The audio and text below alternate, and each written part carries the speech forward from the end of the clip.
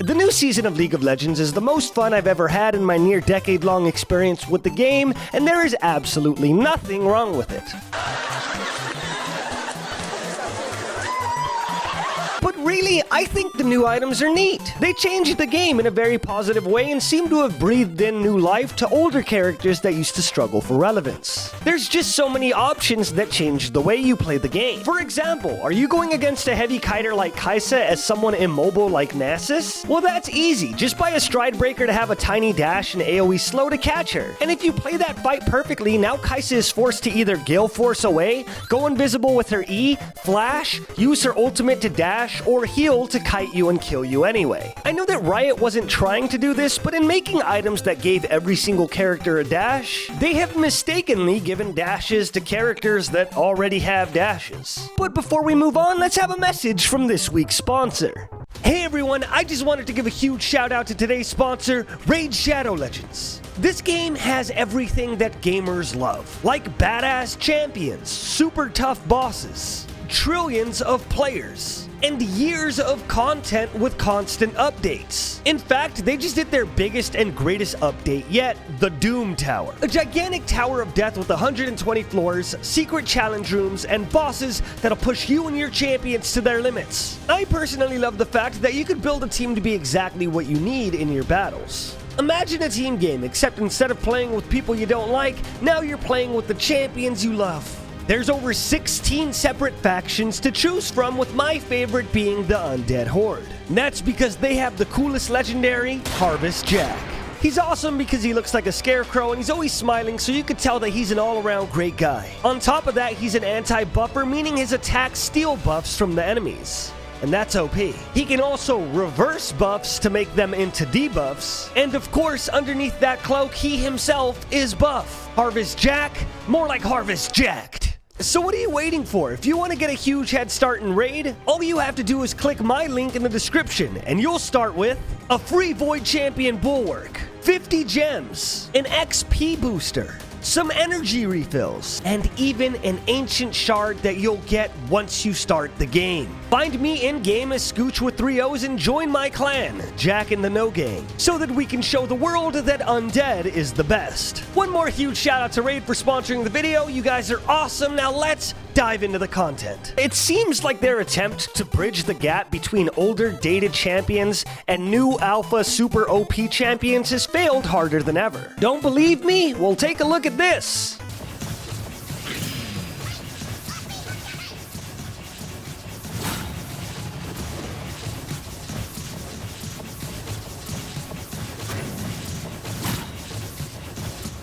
And that can go on forever. And though I can spend the rest of the video showing you 1,000,001 examples on how this statement rings true, instead I figured I'd spend today's episode on talking about someone much less important. A character that is not only the bastard son of Riot, but is so dated that he currently has worse visuals than a Final Fantasy VII character.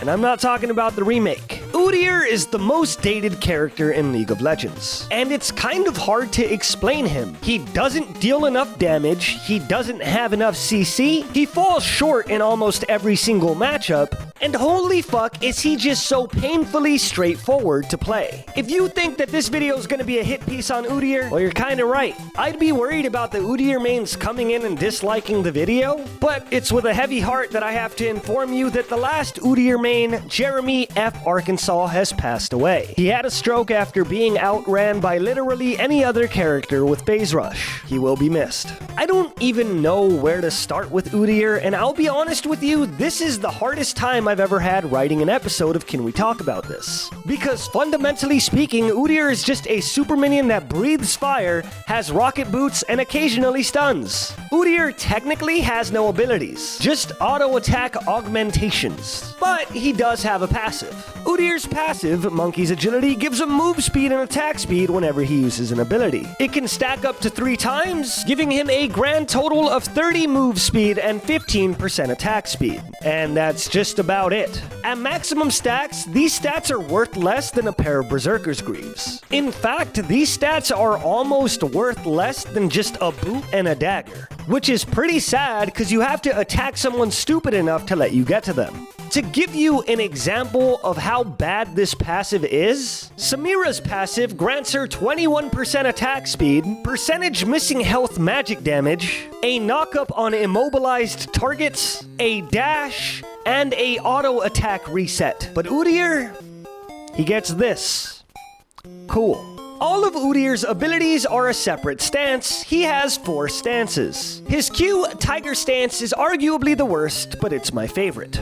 Udyr's next attack and every third attack deals a decent amount of physical damage over 2 seconds, as well as instantly dealing the remaining damage from the previous Tiger Strikes on the target. When activated, it gives a maximum stacks, making it an unexpected burst of damage if Udyr can manage to get to his target in the first place. It also gives Udyr the ability to be a decent duelist if he builds straight damage, but being squishy and basically a glorified auto attacker makes him insanely easy to kill. How does he circumvent this? Well, I'm glad you asked. Udyr's W is called Turtle Stance. When activated, Udyr gets a decent shield that scales with AP. Also, while in Turtle Stance, his first attack and every third attack after heals him for percentage of his max health, maxing out at a whopping 5% of his max health every third auto. But this ability in and of itself leads Udyr to a lose-lose situation. If you go attack speed to heal more from his W, you in turn have less max health. And if you go max health to heal more from his W, you in turn have less attack speed.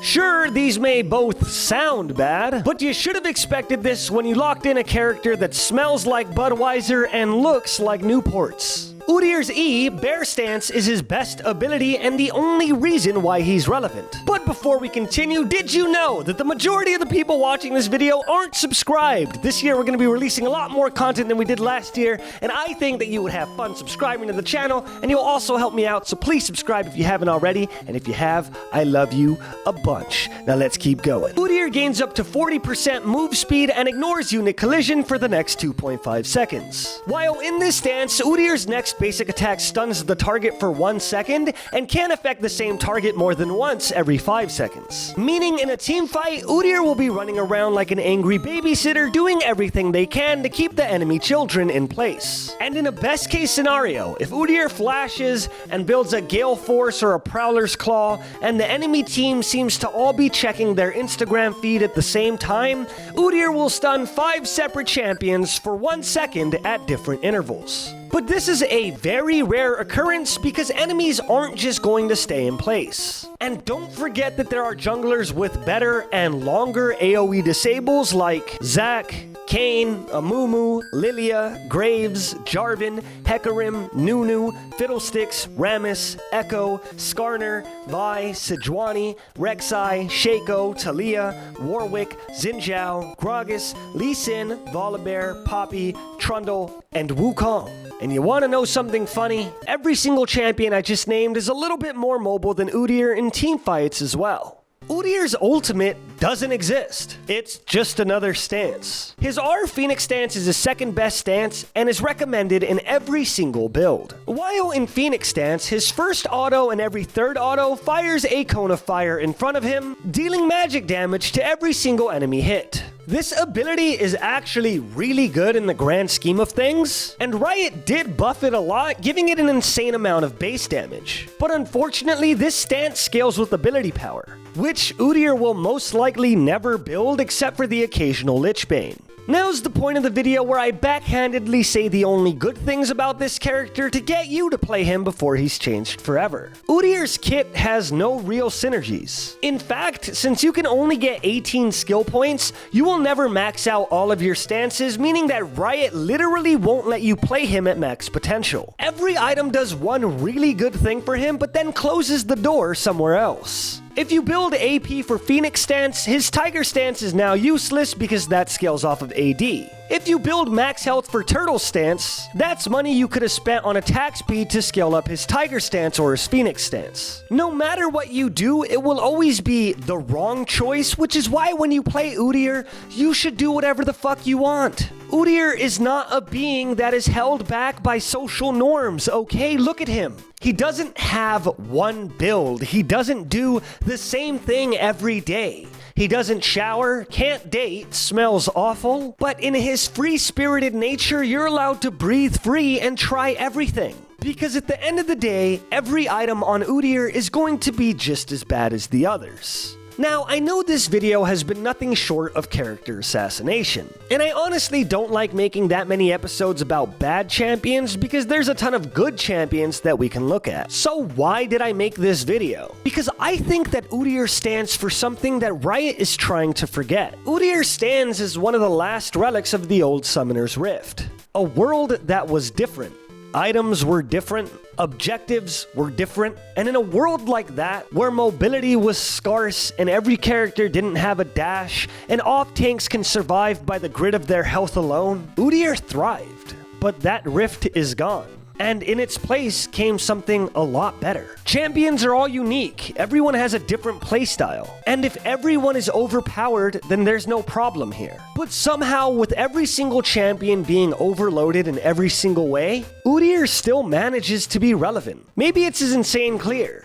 Maybe it's his ability to annoy people to the point of disconnecting. Maybe it's the fact that a good Udyr will be in your lane more than you are. Or maybe it's the fact that he is just tanky enough to barely get out of every single situation alive. No matter what, I love Udyr, and he's the perfect character for you to choose if you just want to piss every single person in the game off. I've been trying to think of a final joke for this video, but I can't. So bear with me.